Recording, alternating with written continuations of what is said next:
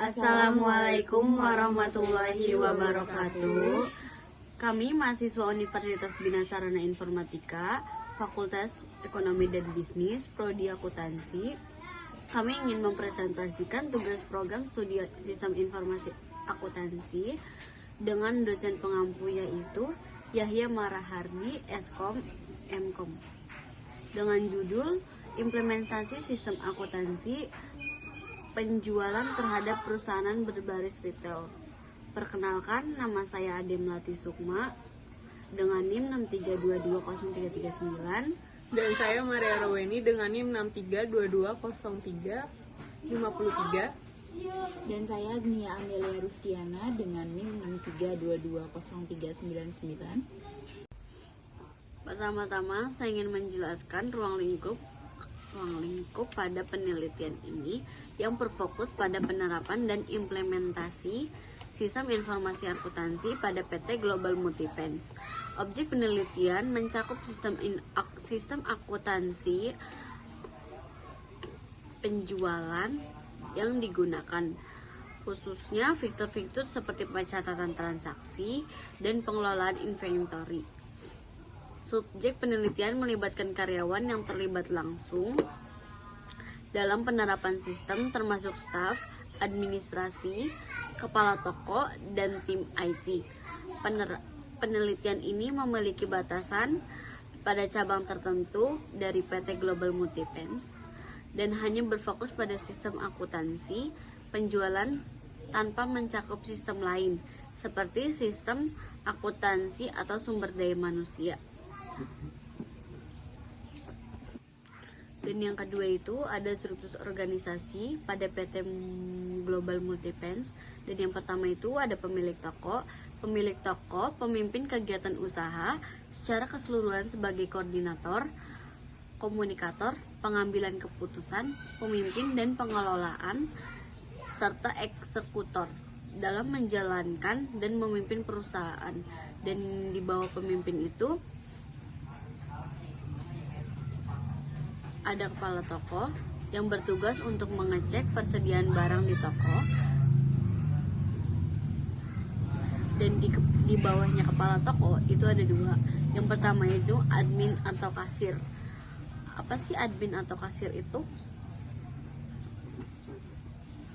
Seringkali dibilang admin atau kasir itu pengelolaan yang diadakan administrasi keuangan meliputi segala aktivitas yang berkaitan dengan keuangan dan pencapaian tujuan sebuah organisasi perusahaan.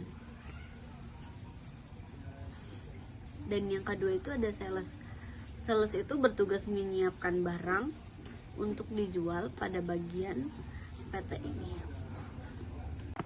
Di sini saya akan menjelaskan tentang sistem berjalan di PT Global Multipart.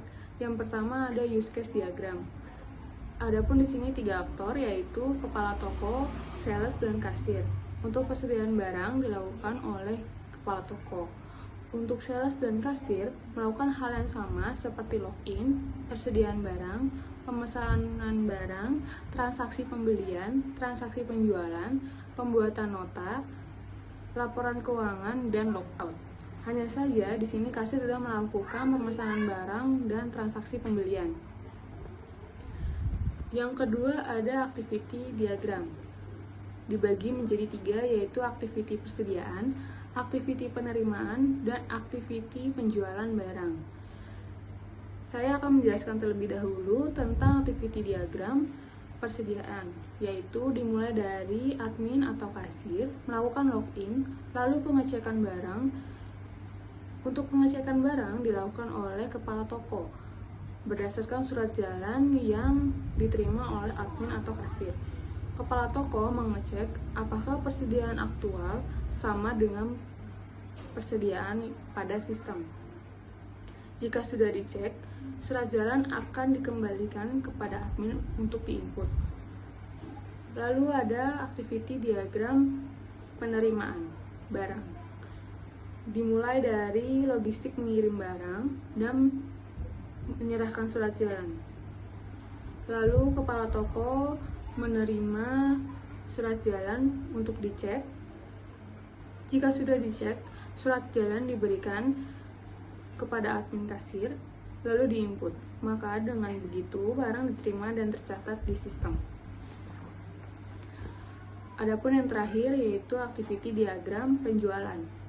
Dimulai dari customer memesan barang ke sales, sales melaporkan jumlah barang dan item kepada kasir, lalu admin membuat nota. Jika sudah dibuat notanya, customer melakukan pembayaran. Jika sudah melakukan pembayaran, maka admin atau kasir langsung melakukan pemesanan barang tersebut.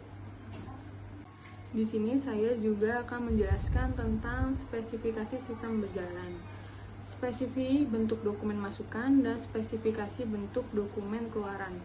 Untuk dokumen masukan yaitu berfungsi menjelaskan mengenai dokumen input yang diperlukan. Nama dokumennya yaitu surat jalan masuk, fungsinya sebagai surat tagihan pembelian. Sumber yang didapat yaitu dari logistik, tujuannya kepada administrasi keuangan, media yang digunakan kertas. Untuk jumlah kertasnya pun 2, frekuensinya setiap terjadi transaksi pembayaran. Untuk bentuknya surat jalan masukan yang sudah kami lampirkan di makalah kami. Lalu yang kedua ada spesifikasi bentuk dokumen keluaran, yaitu berfungsi untuk menjelaskan mengenai semua dokumen keluaran berupa laporan atau hasil proses input pada sistem yang berjalan di perusahaan. Nama dokumennya yaitu nota bond, fungsinya sebagai bukti pembayaran untuk pelanggan. Sumbernya administrasi keuangan, tujuannya kepada pelanggan, medianya kertas, jumlah yang diberikan kepada pelanggan yaitu 1 lembar. Frekuensinya setiap terjadi pembelian barang. Untuk bentuknya seperti nota bond. Selanjutnya, terdapat permasalahan pokok dan pemecahan masalah dari sistem yang sudah berjalan. Permasalahan pokok yang pertama yaitu kurang akuratnya jumlah barang yang datang, dijual, ataupun barang yang rusak, dan persediaan di toko secara metode yang dilakukan dalam perhitungan itu tidak efektif. Yang kedua, tidak adanya bukti transaksi untuk penjualan barang dalam jumlah kecil, sehingga memicu terjadinya kerusakan, kehilangan data, manipulasi, atau bahkan terjadinya korupsi penyelewengan dana. Dan pemecahan masalah dari permasalahan pokok itu, yang pertama, apabila terjadi transaksi penjualan baik dalam jumlah besar ataupun kecil, selain menghasilkan bukti transaksi, data akan tersimpan dengan program sehingga dapat meminimalisir kerusakan ataupun kehilangan data. Yang kedua, dengan membuat media penyimpanan itu memakai hard disk dan floppy hard disk sehingga backup atau kopian agar pencarian data mudah dilakukan, serta dalam pembuatan laporan akan lebih efektif dan efisien karena data yang akan direkap secara otomatis oleh komputer sehingga laporan yang diinginkan dapat langsung dicetak. Jadi maksudnya di sini adalah selain kita memakai sistem, tapi kita juga memakai hard disk atau floppy disk agar untuk pengakseskan jika sistem sedang error, kita bisa mendapatkan hasil ataupun penginputan dari yang sudah kita input melalui hard disk atau floppy disk. Selanjutnya, untuk kesimpulan dari materi ini yaitu dengan adanya sistem yang terkomputerisasi, laporan berbasis desktop ini diharapkan dapat memperbaiki kekurangan sistem yang ada sehingga informasi dari setiap data persediaan bisa lebih mudah terawasi dan terkontrol. Terus yang kedua, sistem ini dapat membantu berbagai pihak seperti bagian administrasi keuangan, sales, ataupun pemilik yang terlibat dalam pengelolaan data untuk proses mendapatkan informasi yang cepat dan akurat. Yang ketiga, dalam pembuatan laporan penyimpanan berkas sebelumnya memerlukan waktu lebih lama, akan tetapi dapat dirancangnya dapat dirancangnya pembaruan sistem itu meningkatkan kualitas pelayanan dan akses informasi secara efektif dan efisien, dan juga meminimalisir kerusakan ataupun kehilangan data. Nah, ini yang dimaksud tadi dalam pemecahan masalah dengan menyimpan data dalam hard disk atau floppy disk. Dan saran dari penelitian atau buku ini yaitu, pertama, masih banyaknya hal yang perlu diperbaiki untuk mentransformasikan sistem informasi pada perusahaan retail alat-alat elektrik